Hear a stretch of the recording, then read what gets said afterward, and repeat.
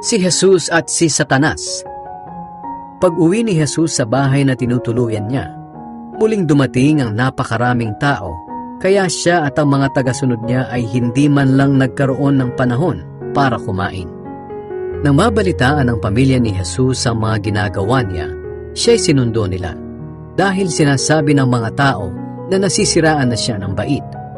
May dumating namang tagapagturo ng kautusan galing sa Jerusalem at sinabi nila, sinasaniban siya ni Satanas na pinuno ng masasamang espiritu, at ito ang nagbibigay sa kanya ng kapangyarihang magpalayas ng masasamang espiritu. Kaya tinawag ni Jesus ang mga tao at nagsalita siya sa kanila sa pamamagitan ng paghahalintulad. Magagawa ba ni Satanas na palayasin ang mga kampo niya? Kung ang mga mamamayan ng isang kaharian ay nagkakahati-hati at nag-aaway-away, babagsak ang kahariang iyon. Ganoon din ang mangyayari sa isang tahanang ang nakatira ay nag-aaway-away.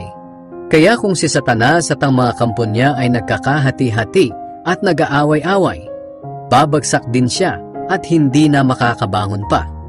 Hindi maaaring pasukin ng magnanakaw ang bahay ng malakas na tao kung hindi niya muna ito gagapusin. Ngunit kapag naigapos na niya, maaari na niyang nakawan ang bahay nito. Sinasabi ko sa inyo ang totoo. Lahat ng kasalanan at anumang paglalapastangan sa Diyos ay maaaring mapatawad. Ngunit ang sinumang lumapastangan sa banal na espiritu ay hindi talaga mapapatawad. Ang ganitong kasalanan ay hindi mapapatawad magpakailanman.